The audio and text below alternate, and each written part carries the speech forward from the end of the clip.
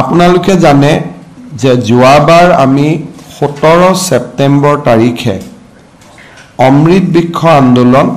সমগ্ৰ ৰাজ্যখনতে আৰম্ভ কৰিছিলোঁ। অমৃত বৃক্ষ আন্দোলন যদিও 17 ছেপ্টেম্বৰত আৰম্ভ হৈছিলে, 12 ছেপ্টেম্বৰৰ পৰাই আমি এই সমগ্ৰ প্ৰক্ৰিয়াটোক জনপ্ৰিয় কৰাৰ বাবে বিভিন্ন কাৰ্যসূচী হাতত লৈছিলোঁ। চেপলিংছ বিতৰণ, নিৰ্দিষ্ট এলেকাত 10 লাখ গছ ৰোপণ বা বৃক্ষ ৰোপণ, ছাত্ৰ ছাত্ৰীসকলৰ মাজত আমি সমূহীয়া এটা বৃক্ষ ৰোপণ, অসমৰ মেপখন বৃক্ষ দি পূৰ্ণতা প্ৰদান, এই ধৰণে আমি যোৱা বছৰ 10টা গিনিছ ৱৰ্ল্ড ৰেকৰ্ড আমি স্থাপন কৰিছিলোঁ আৰু 1,12,00,000 আমি গছ পুলি ৰোপণ কৰিছিলোঁ। 17 ছেপ্টেম্বৰত গছ পুলি ৰোপণ হোৱাৰ পিছত বহুতৰ মনত শংকা আছিলে যে এই গছ পুলিকেইটা বাচিবনে নাই। যি নহওক 17 ছেপ্টেম্বৰৰ ঠিক পিছতেই সুন্দৰ কৰি বৰষুণ আহে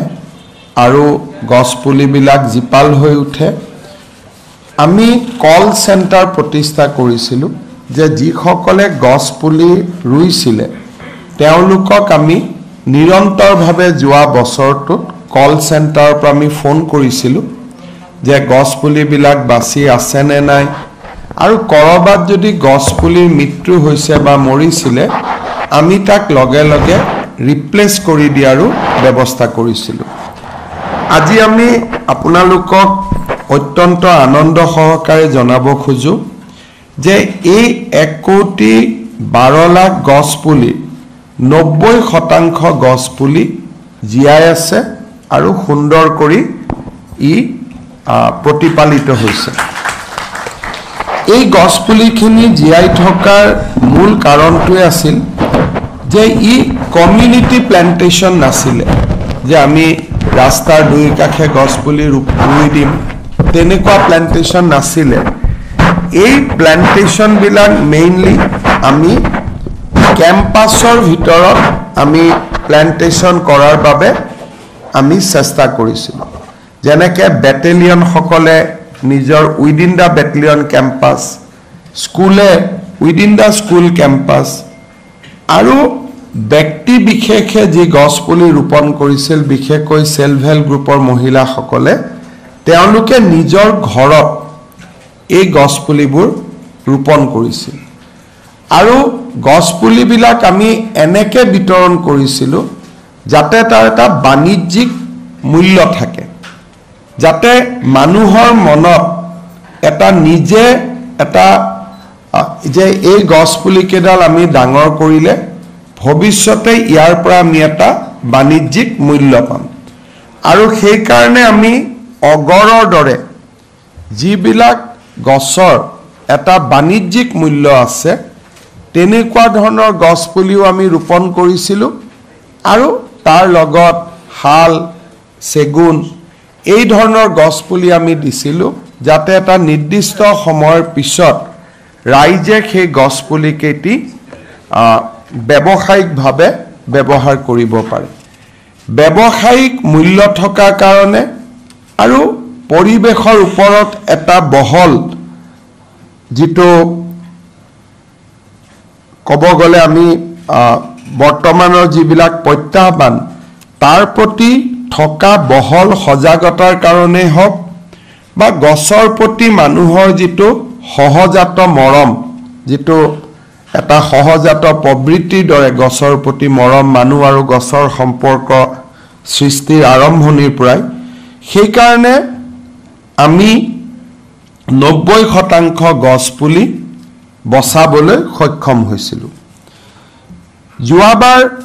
অমৃত বৃক্ষ আন্দোলন আমি এটা কম সময়ৰ পৰিকল্পনাত আৰম্ভ কৰিছিলোঁ। সেইকাৰণে বহুখিনি গছ পুলি আমি প্ৰাইভেট নাৰ্চাৰীৰ পৰা নিবিদাৰ জৰিয়তে আমি কিনিবলগীয়া হৈছিল। যোৱাবাৰ 17 ছেপ্টেম্বৰ অকল এটা দিনতে আমি গছপুলি ৰোৱা কাৰণে এটা সময়ত আমাৰ সাৰ্ভাৰ যি পোৰ্টেলত আমি গছপুলি ৰোৱা ফটো দিওঁ সেইটো ক্ৰ্যাশ হৈ গৈছিল তাৰ কাৰণে আমি কিছু এটা সংখ্যাৰ মাজেৰেও কিছু সময় আমি পাৰ কৰিব লাগিছিল যেতিয়ালৈকে আমি সাৰ্ভাৰটো আকৌ এবাৰ ফিক্স কৰি নিদিও ডিস্ট্ৰিবিউশন পইণ্ট কম হোৱা কাৰণে মানুহৰ যেটো গছপুলি কোনোবা এটা স্থানৰ পৰা আন এটা স্থানলৈ লৈ যাওঁতে কিছু কষ্টৰো সন্মুখীন হৈছিল আমি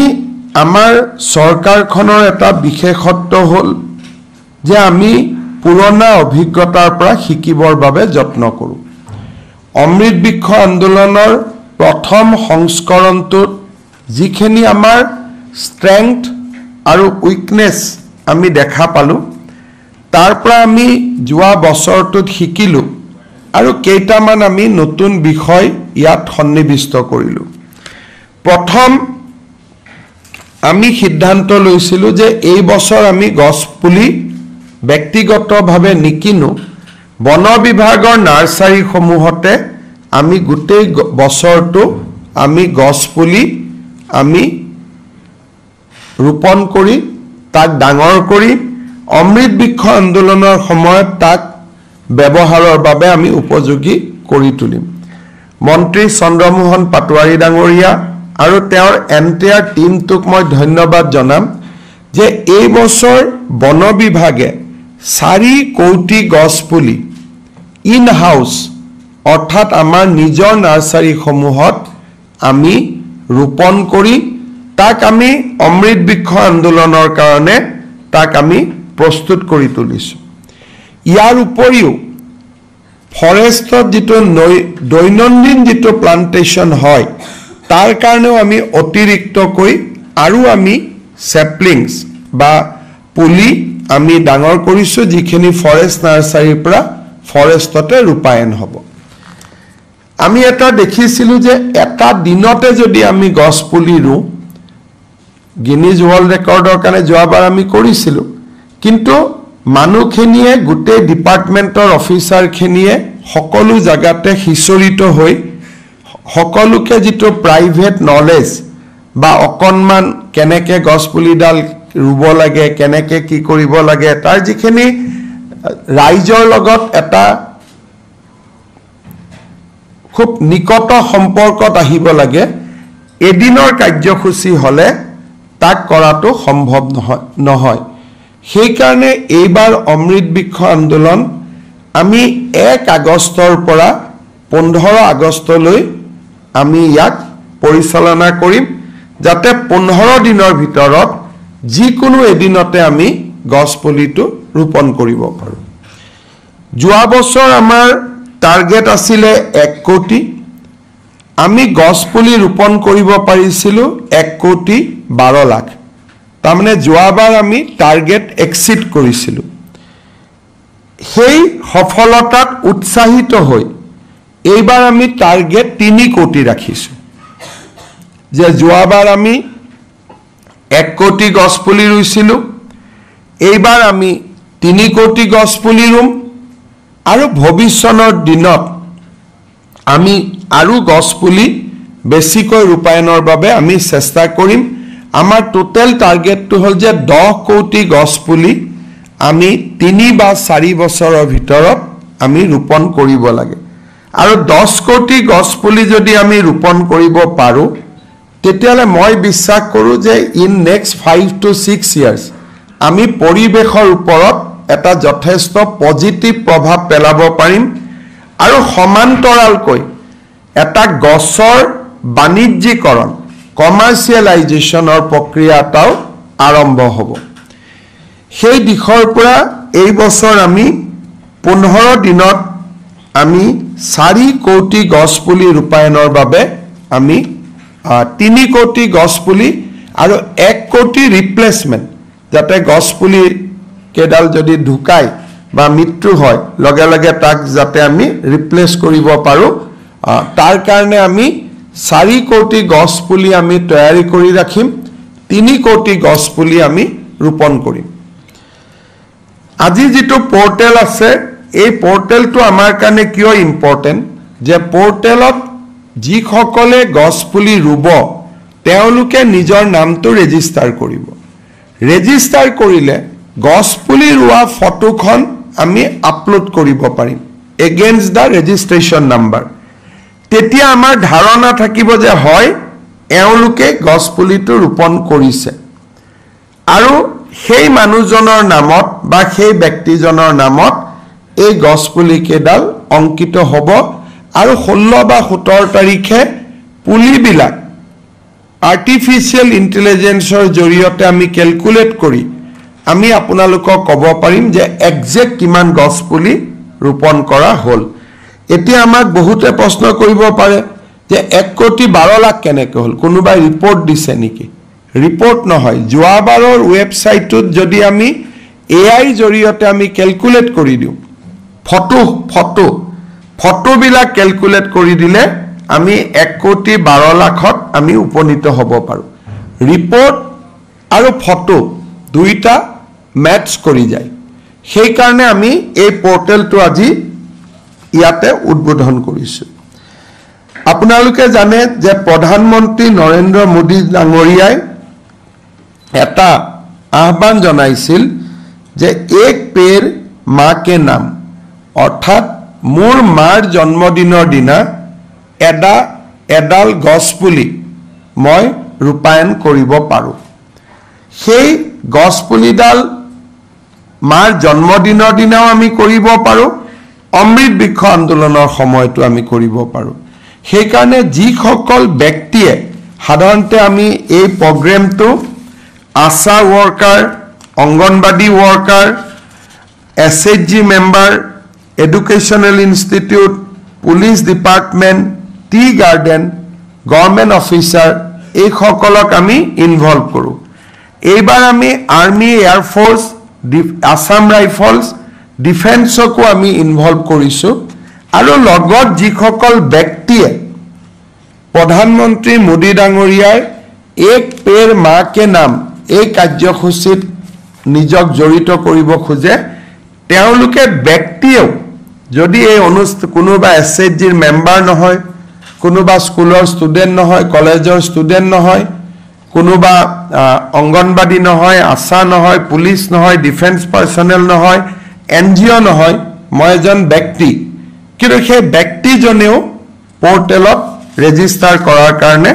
সুবিধা পাব এই গোটেই আন্দোলনটো আমি বিভিন্ন ফৰেষ্ট ডিপাৰ্টমেন্টে বিভিন্ন সংস্থাৰ সৈতে জড়িত হৈ ৰূপায়ণ কৰে ইয়াত এই যেটো জনভাগিদাৰিত্ব ইয়াৰ মূল কেন্দ্ৰবিন্দু হল নগৰীয় আত্মসহায়ক গোট আৰু গাঁৱৰ আত্মসহায়ক গোট এলপি আৰু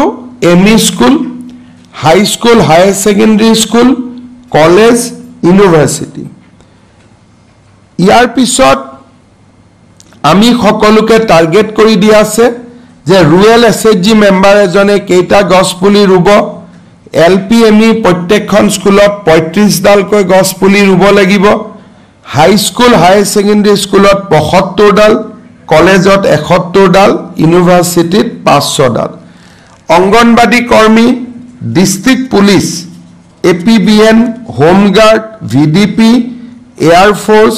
army Assam rifles BSF CISF CRPF SSB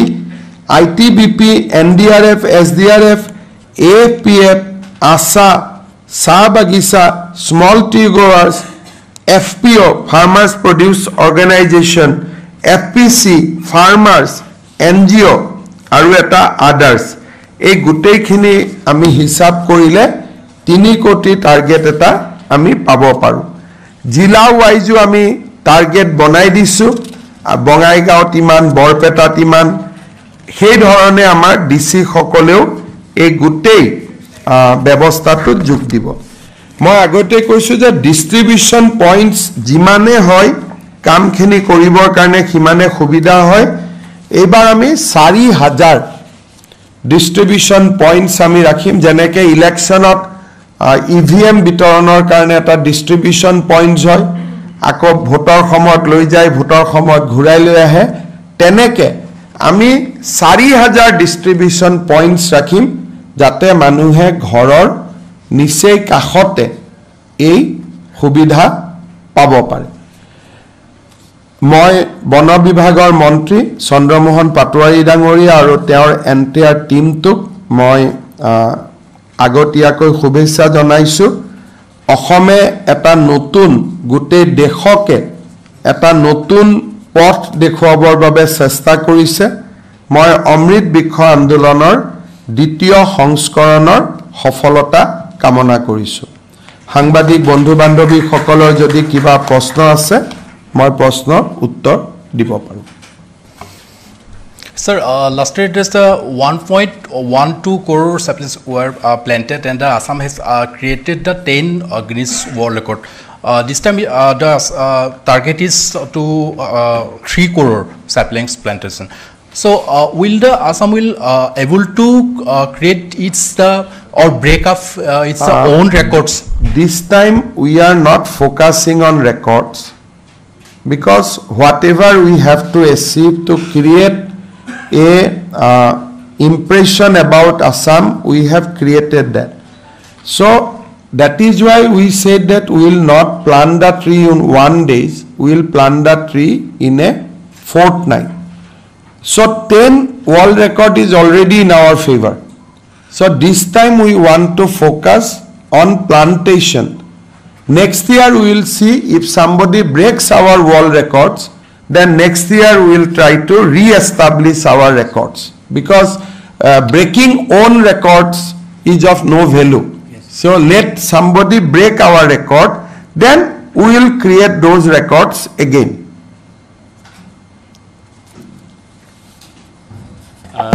Mr. Chief Minister, just wanted to understand one thing. Last year, as you have said, 1.12 crore saplings were planted. Out of that, has the state government or the forest department made any assessment that out of those 1.12 saplings, how many actually survived and how many 90%. We keep on doing assessment every day. We have set up a call center. We keep on calling people. We keep on visiting people. So throughout the year, our assessment is that 90% of the tree has survived out of this 1.12 crores. And you can also join in when we call from call center, you can also listen to those calls, how people are enthusiastic. Still they are maintaining the tree. Sometime I'll request forest department, then when we operate the call center, we can invite 1 or 2 journalists also so they can hear those enthusiastic voice by themselves. মুখ্যমন্ত্ৰী মহোদয় এটা অভিযোগ আহিছে যোৱা বছৰ ছখন ব্যক্তিগত নাৰ্সাৰীয়ে অমৃত বৃক্ষ আন্দোলনৰ নামত 23 কোটি টকা মানে সৰকাই লৈ গ'ল বুলি এটা অভিযোগ উত্থাপন হৈছে এজন ব্যক্তিয়ে আৰটিআই কৰিছিল বিষয়টো সন্দৰ্ভত খুব 23 কোটি টকা বুলি কথা নহয় এডাল 1 কোটি যদি গছ পুলি ৰুৱে এডাল গছ পুলিৰ দাম 20 টকা 22 টকা বজাৰত হয়ে গতিকে বস্তু ললেতো তাৰ দামটো আমি দিবই লাগিব এটো খৰকাই লৈ যোৱা নহয় তেওঁলোকৰ শ্ৰমৰ ফল সেইটো আমি টেন্ডাৰ কৰিছো টেন্ডাৰত তেওঁলোক L1 হৈছে গতিকে মই নাভাবো যে গছপুলি নাৰ্সাৰী মালিকসকলক খৰকাই লৈ যোৱা আদি শব্দ কিমান যোগ্য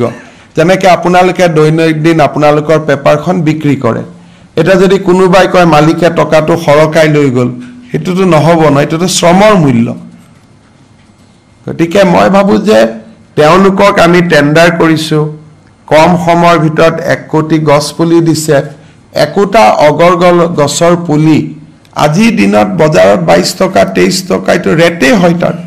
তাত খৰকাই লৈ যোৱাৰ কথাটো কৰ পৰা আহিলে আৰু গছ পুলি দিছেও সবৰে ফটো আছে পোৰ্টেলত ফটো উঠিছে গছ পুলি গন্তি কৰিব পাৰি 1 কোটি 12 লাখ গন্তি হৈ যায় গতিকে মইতো নাভাবো যে খৰকুৱা শব্দটো কিমান উচিত এটো শ্ৰমৰ মূল্য হয় গভৰ্ণমেণ্টক ফ্ৰী কোনে দিব হেকানে এইবাৰ আমি সৰকাৰৰ টকা খৰচ যাতে কমাব পাৰো হেকানে আমি এইবাৰ নিজৰ নাৰ্সাৰীতে আমি গছ পুলিবোৰ ৰুইছো যোৱা বছৰ কম দিনত সম্ভৱ নাছিল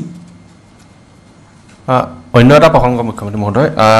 নুমলীগড় শোধনাগাৰত কেইদিনমান পূৰ্বে এটা হাতী মৰিছিল আৰু সেই আৱাসিক এলেকাত হাতীটো মৰাৰ পিছত বিদ্যুৎস্পৃষ্ট হৈ মৰাৰ পিছত তাতেই পুতি ৰখা হৈছিল আৰু আজি বন বিভাগে হাতীটো খান্দি মৰণোত্তৰ পৰীক্ষা কৰিছে এনআইএলৰ কৰ্তৃপক্ষৰ বিৰুদ্ধে কিবা ব্যৱস্থা গ্ৰহণ কৰিব নেকি আমাৰ ৱাইল্ড লাইফ এক্ট আছে গতিকে যেতিয়া এনেকুৱা ধৰণৰ ঘটনা চকুত পৰে ৱাইল্ড লাইফ এক্ট মতে ব্যৱস্থাটো ল'বই লাগিব এইটো it is a normal course গতিকে যিকোনো বন্য জন্তু যদি হত্যা হয় তেতিয়াহ'লে তাৰ সেকশন আছে ৱাইল্ড লাইফ এক্টত গতিকে সেকশন মতে ডিপাৰ্টমেণ্টেটো কাম কৰিবই মুখ্যমন্ত্ৰী মহোদয় অসমৰ মাটিত কিমান গছপুলি ৰোৱা সম্ভৱ হ'ব বন বিভাগে কিবা জৰীপ চলাইছে নেকি আমি 10 কোটি গছপুলি 3-4 বছৰৰ ভিতৰত ৰোৱাৰ কাৰণে প্ৰচেষ্টা কৰিছো এনেইতো ফৰেষ্টতটো বহুত গছপুলি ৰুব পাৰি আপোনালোকে মই অহা মাহত লামডিঙত যাম এভিকশনৰ পিছত লামডিং ফৰেষ্ট আৰু নগাঁৱৰ বৰহমপুৰত এখন কি ফৰেষ্ট আছে হাতী যে ঢুকাইছিল লামডিং আৰু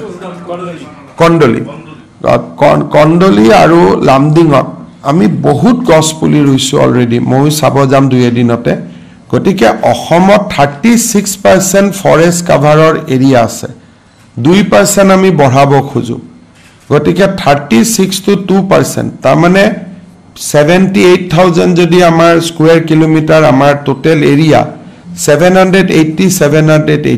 1500 স্কয়াৰ কিলোমিটাৰ আমি নতুনকৈ গছপুলি ৰোপণ কৰাৰ আমাৰ লক্ষ্য কিন্তু এটা দীঘলীয়া লক্ষ্য সময় লাগিব কিন্তু মই ভাবো যে আমি অন্তত